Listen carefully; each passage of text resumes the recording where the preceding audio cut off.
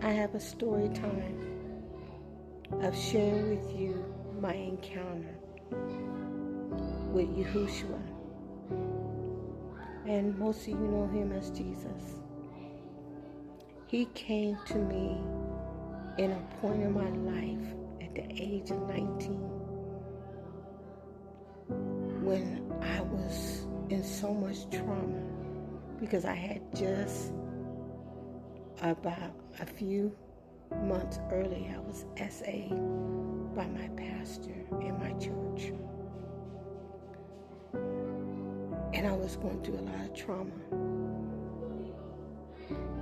And my oldest brother told me to come out to California from Kansas City and come stay with him. And I had an encounter with Jesus that I want to share with you. It gave me a new perspective of who he was and who he still is, because I did not know who he was until that moment he came to me. I remember it just like it was yesterday because it happened in 1986 of March. I was staying in a studio apartment that I was sharing with a friend that I met in California. My brother connected me with another female, and we stayed in a studio apartment.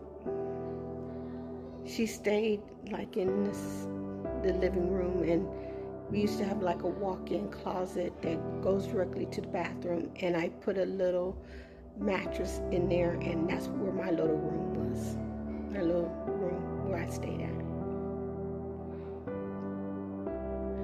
Like I said earlier, in a couple months, I was SA'd by my pastor. And I was having really bad pains. I didn't know why I was having really bad pains. And one night I could barely walk. I had a fever. I was throwing up all over the place. I was bleeding. Didn't even know what was happening to me. And my friend took me to the hospital. And there I found out I had a miscarriage. I didn't even know I was pregnant. I had a miscarriage. I was broken. I was scared. I was shaken. I didn't even know what to do. I was given antibiotics and I was brought back to our little studio apartment. And I remember laying in the bed and I was crying because I was in so much pain. And I was crying out to God.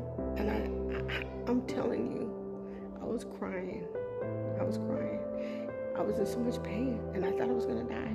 I actually really believed that I was going to die because I was in so much pain.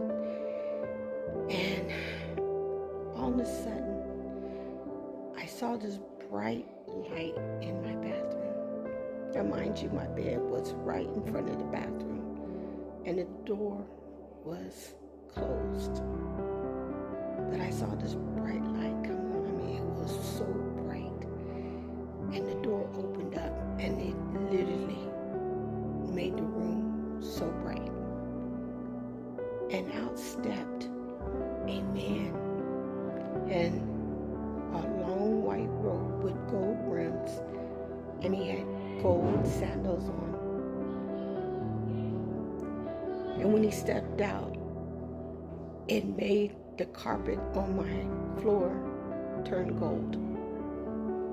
And all I remember is that I felt this warm heat, like the glory all over me.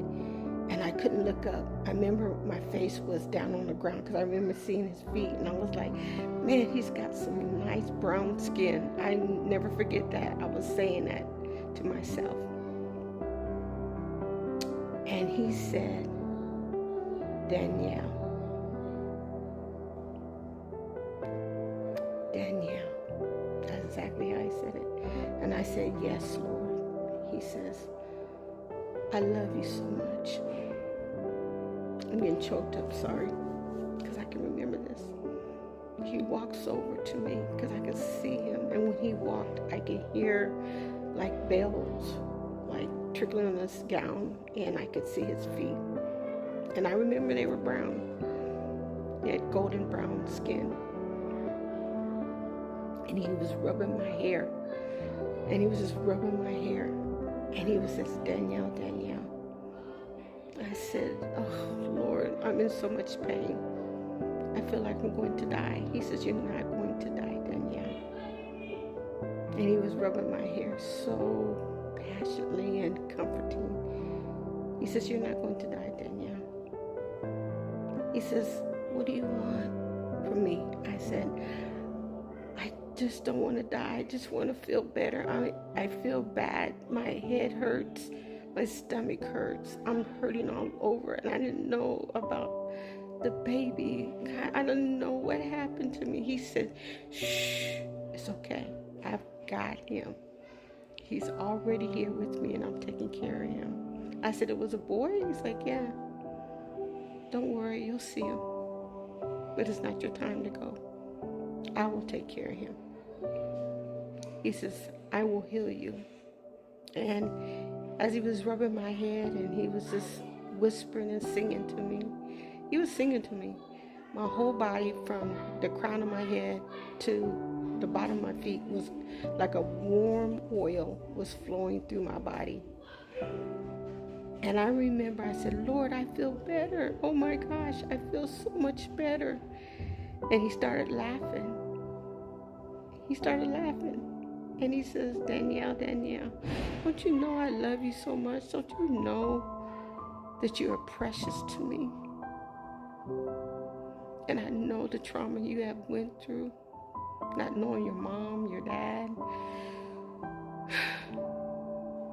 The people I gave you to didn't take care of you, but abused you. And now a man that's supposed to be a man of God preaching the word has violated you and traumatized you. Don't you know that I will get vengeance on all of that for you?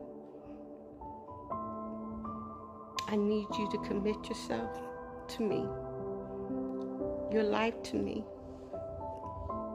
that I will take care of you as long as you trust me. I know you can't trust no one at this point, but I need you to trust me right now, because I will not leave you or forsake you. I will be with you. And all that brokenness and trauma that you went through, and that you're going to continue seeing a lot of things, because you're only a young lady,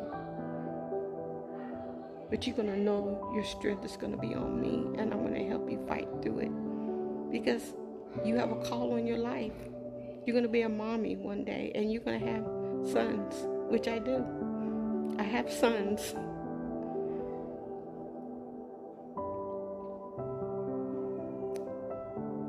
And when he left, he said, and I knew when he was walking away, because I could see the long gown with the gold rims and the bells, and I just saw just how beautiful and glorious was there. He says, I love you. Don't you forget that. I'm always with you. And he left, went back into the bathroom, and the light went out. And I remember I jumped up, and my roommate was in the living room, and I just started crying. And she looks at me, and she says, you're glowing like a bright light. And I ran downstairs to my landlord that were Christians, and I was banging on the door, and they opened up the door. This is probably like 5 o'clock in the morning. And they says, you have a bright light, like you're glowing. I remember like glowing like Moses, she said. There I accepted Jesus as my personal Savior, and I've been serving him.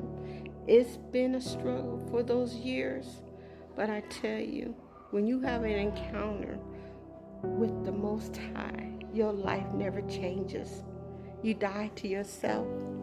In Romans 6:11, it says, dying to self means denying an attitude of self-seeking and egoism. It is putting God as your hero in your life by making yourself nothing. You count yourself dead to sin. You give God your all.